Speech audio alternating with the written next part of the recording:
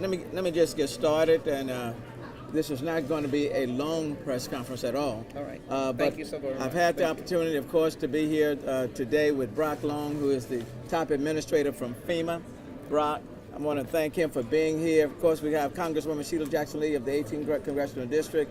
We've had an opportunity to talk with Mr. Long about the needs that exist in the Houston area, the importance of operating with the greatest degree of urgency, and recognizing that we are all partners in this process. And the people want to see all of us working together on the federal, the state, the local level. That dialogue has already begun. FEMA is already on the ground. I can't say enough for Congresswoman Sheila Jackson-Lee, who's pretty much been here every day, has an office at the George R. Brown, but we're all working together on behalf of the people in the city of Houston, in the region, not just in the city of Houston, but in the region. And I look forward to continuing this collaboration in order to get people back on their feet and get them back in their homes or back in their apartments and the businesses open. Brock Long, you want to say something? All right, thank you. Folks, before I get started about talking about the bridge to recovery and the road to recovery, I want to first acknowledge those up in Beaumont and Port Arthur. FEMA is still fighting the response effort. We're still up there rescuing people. We're still trying to do our best to help the local governments and the state governments to be able to conduct the life safety mission and also sustain life. So there's a big move, there's a big movement up there. We're airlifting people out of certain areas of those cities up there, and so our hearts and prayers are with those guys today as they, as the collective whole community continues to help those folks up there being impacted.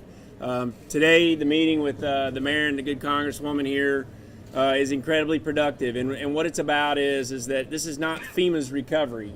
This is, the mayor's recovery. This is Texas's recovery, and we're here to help all Texans that have been impacted to achieve their goals, to find a new normal, and to help restore a ray of hope for folks. FEMA's assistance is not, unfortunately, going to make anybody whole. I can't restore things the way they were before the storm, but we can be here to help think through how we collectively help the city and other communities within Texas rebuild. Yesterday, I made an important decision to name Mike Byrne the Federal Disaster Recovery Coordinator for this event. And so the goal is to get a lot of decisions out of D.C. and to start setting up recovery command and control closest to where you guys have been impacted. And so Mike Byrne, I'm going to let Mike Byrne take it over from here. Again, he's the Federal Disaster Recovery Coordinator for this event. Thanks, Brock. As the administrator said, we're still in the response phase. We're still, saving lives out there. But as we work together, saving lives together, we're going to work together in the recovery. The water's receding. We kind of expected and had an understanding of what we thought the size and the scope it is. This is unprecedented. We're going to have to work together. We're committed to the partnership that both the mayor and the administrator articulated, and we're prepared to work together to get things back to the way they should be. Thank you. Yep. Thanks, Mike. And another one of our partners, a key partner for our area, Congresswoman Sheila Jackson-Lee. Mayor, I can't thank you enough, and I want to acknowledge my traveling buddy, Councilmember Amanda Edwards. We've been out in the field together, Mayor, in your name and in the name of the city. Let me just say this. This will not, thank you, Administrator Brock, and thank you for leading this with the mayor. This will never be an I event. This will be a we event. And the we event for all of you is what you've done for each other. And may I just offer a word of prayer and concern for all of those who lost their lives, rescuers, first responders, and those family members who lost their lives. And let me say that we will pull together. That is what is important about my presence here, being at the George R. Brown. We're pulling together with the county. We're pulling together with the mayor. They have done a stupendous job. But I am not an I here. We're pulling together with the congressional delegation.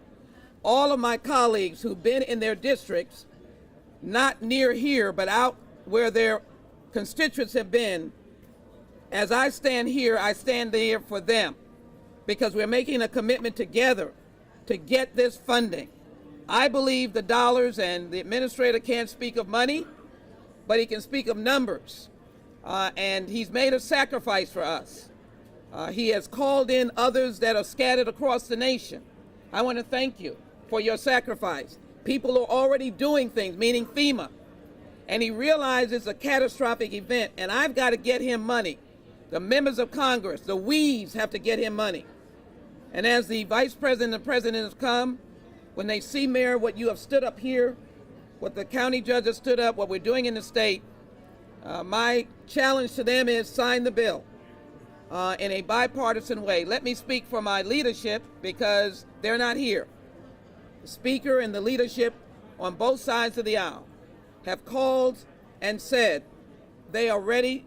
The minority leader, the Speaker, have said they are ready to move forward on our resources. So the only thing we can do here in Texas is to work together and to be we and our and yours and no I's. And that's what I expect for all of us to be. My hand of friendship is out to whatever level of government, whatever community, and I want you to know that your members of Congress are out in their districts and they are unified along with our 2 United States senators to make this work. With your prayers, God's blessing, it will be the kind of recovery that no one has ever seen in the world, and as well, it will equate to the most significant, horrific natural disaster that I think America's seen to date. So thank you all very much. Thank you, Mayor. Thank you. Thank you.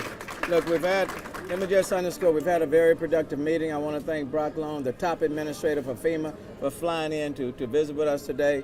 Look forward to working with his entire organization, with the Congresswoman. But the whole thing is urgency, urgency, urgency. We all have to operate with a great deal of urgency. I know Mr. Long has to get to leave and catch a plane, so I'm not going to hold him. I do want to acknowledge Reed Ryan with the Astros who's here. And as you know, we're getting the city back on track. And I've encouraged them to play ball this weekend. They are playing ball this weekend, tomorrow, and I think they have extended an invitation to all of those in the shelter as their guests tomorrow as we play ball. So the spirit is they're playing the New York Mets. The New York Mets are in town, and they were serving food to the police officers, our first responders today. And so I certainly, as much as I love them and I appreciate what they were doing, I shall be rooting for the Houston Astros on tomorrow. All right, thank you all so very much. Thank you, Brock. Thank you, Congresswoman. Thanks, Mike. Mr. Administrator. Hey, Mayor. Mr. Administrator, $5.5 billion to replenish the disaster fund. How will that be used, and will that be nearly enough for what you need? No, so the bottom line. What's that? Just beginning. We're just. You answer.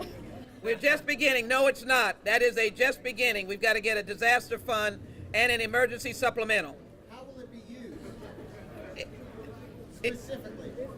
I mean, the mayor will use the money, the county will use the money, the state, everything that you see that is here, all of the debris pickup, getting people back in homes, that's how our money comes, and it comes to the local government. There are tremendous needs all around this city and in the region, tremendous needs.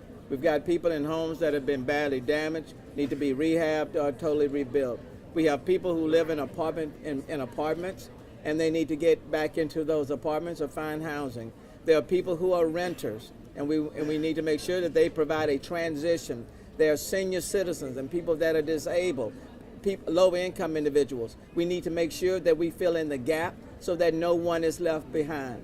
Every single person, regardless of their social economic background, is important. And that's why we're also raising dollars for our local relief program to serve as a gap where people may not necessarily get FEMA dollars, but we want to be available to assist them as well. So look, this is a family by family, person by person, but our goal is that no one will be left behind, and we'll work to make sure that everyone can stand up on their feet so that they can move forward. Okay? Thank you all so very much. Questions? Thank you.